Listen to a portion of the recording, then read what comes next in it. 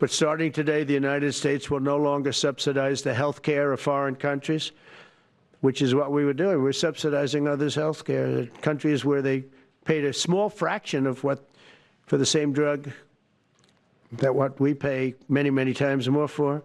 And we'll no longer tolerate profiteering and price gouging from Big Pharma. But again, it was really the countries that forced Big Pharma to do things that, frankly, I'm not sure they really felt comfortable doing. But they've gotten away with it, these countries. European Union has been brutal, brutal.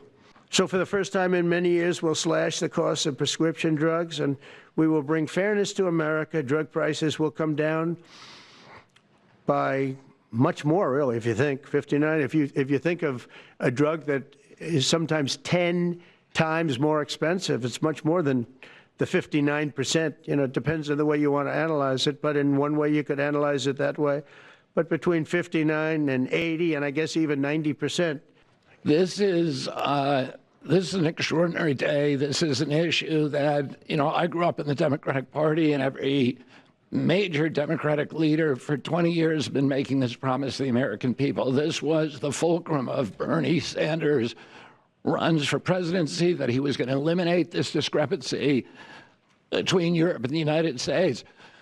But as it turns out, none of them were doing it. It's one of these promises that politicians make to their constituents, knowing that they'll never have to do it. And the reason they'll never have to do it is because they know that Congress is controlled in so many ways by the pharmaceutical industry. There's at least one pharmaceutical lobbyist for every congressman, every senator on Capitol Hill, and every member of the Supreme Court. By some estimates, 3. Pharmaceutical companies, the industry itself, spends 3 times what the next largest lobbyist spends on lobbying. So this was an issue that people talked about, but nobody wanted to do anything because it was radioactive. They knew you couldn't get it by Congress. We now have a president who is a man of his word, who has the courage. President Trump was taking money from the pharmaceutical industry, too. I think they gave you $100 million. Yeah. But he can't be bought, unlike most of the politicians in this country. And he is standing here for the American people. There has never been a president more willing to stand up to the oligarchs than President Donald Trump. And I'm very, very proud of you, Mr. President, for your courage, I'll say, because I don't want to be crude, your intestinal fortitude, your stiff spine, and your willingness to stand up for the American people. We have 4.2% of the world's population. Our country represents 75% of the revenues for pharmaceutical companies. We spend in our country $1,126 per capita on drugs. In Britain, they spend about $240. They spend 1/5 of what we do. And this is true across Europe. And the drug companies, Europeans, if you ask them, it made no sense what they were saying.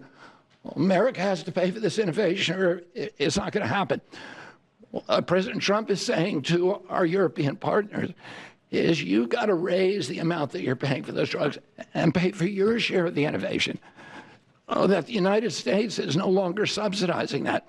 If the Europeans raise the price of their drugs by just 20%, that is $10 trillion that can be spent on innovation, and the health of all people all across the globe is going to increase because we're going to have better products. So I'm just so grateful to be here today. I never thought that this would happen in my lifetime. I have a couple of kids who are Democrats, are big Bernie Sanders fans. And when I told them that this was going to happen, they had tears in their eyes because they thought this is never going to happen in our lifetime. And we finally have a president who's willing to stand up for the American people. Secretary Kennedy, this is the most powerful executive order on pharmacy pricing and health care ever in the history of our nation.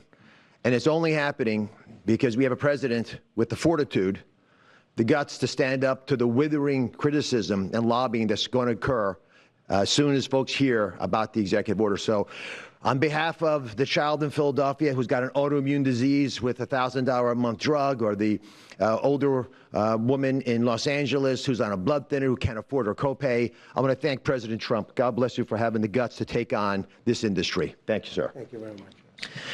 So let's talk about the details a little bit. And this is primarily about equalization, as President Trump said. It's about fairness. Think of NATO as a metaphor. When President Trump said, you've got to pay a little more so it makes sense for all of us, they came up.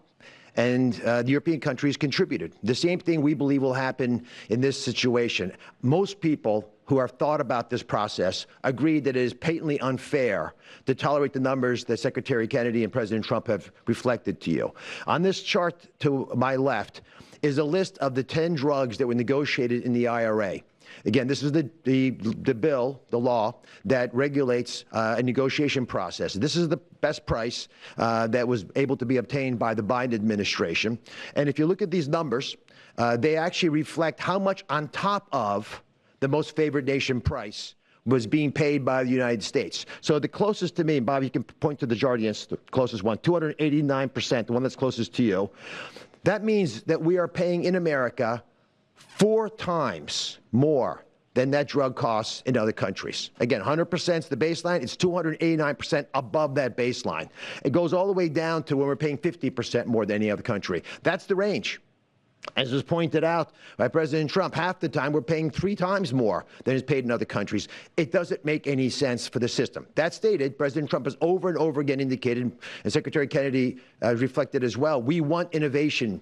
We want our technology partners doing the best they can to make the best solutions for drugs to cure as many people in America and around the world as possible. By getting our allies to pay a bit more, as they should be, and they should have for many years been doing, will course correct a problem that's gotten out of hand. And by doing that in a thoughtful, effective way, we're going to be able to get the pharmaceutical industry whole. Those jobs will still be here, will still be productive, will still be curing cancer and a slew of other ailments that plague humanity. America will still be the leader in this space, but we'll be paying the appropriate amount, the right-sized amount for those tasks. So over the next 30 days, the 4 of us up here, together with people standing in the back of this room who are doing a lot of the heavy lifting, are going to be approaching pharmaceutical companies to talk specifically about what we want the most favored nation price to be based on the best data we have. We're looking forward to a thoughtful interaction with these corporate leaders, many of whom we've spoken to and in quiet will agree the system is not right the way it is. They're patriotic Americans. They want what's right.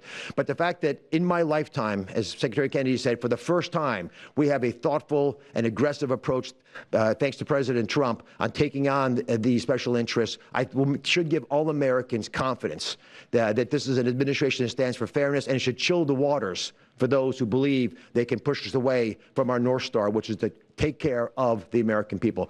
Mr. President, God bless you. One thing that's really, really simple in economics is that when you have a persistent price difference for the same product between 2 countries, there is something deeply wrong.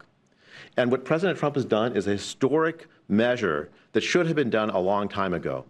What we're going to do is make sure that those prices become much closer to equal, like a competitive market you'd expect. Right now what's happening is the American people are subsidizing in large fraction the research and development efforts for drug companies around the world by the higher prices that we pay. With this new order, Europe will share the burden of that.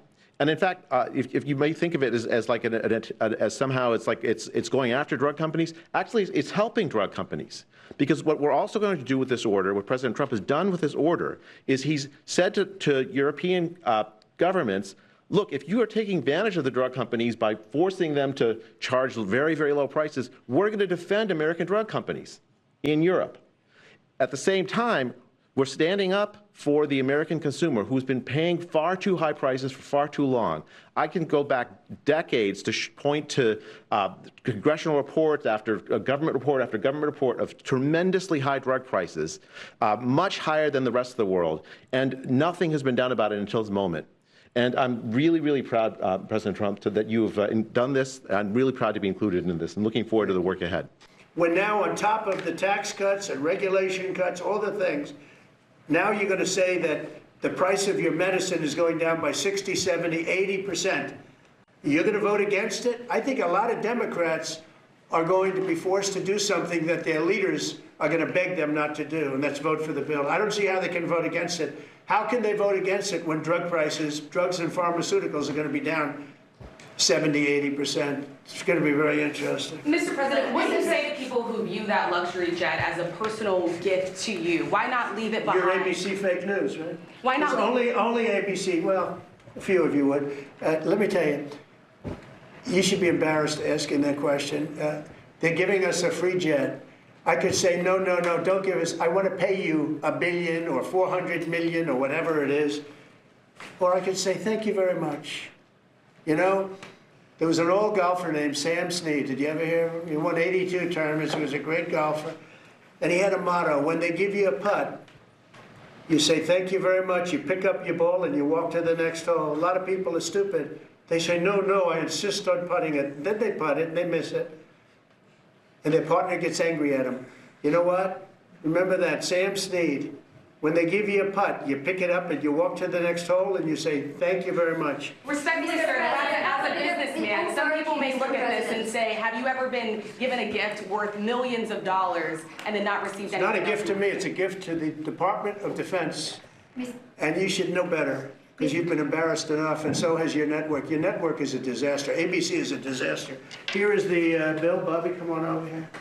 Now you're talking about trillions and trillions of dollars. Thank you very much, everybody.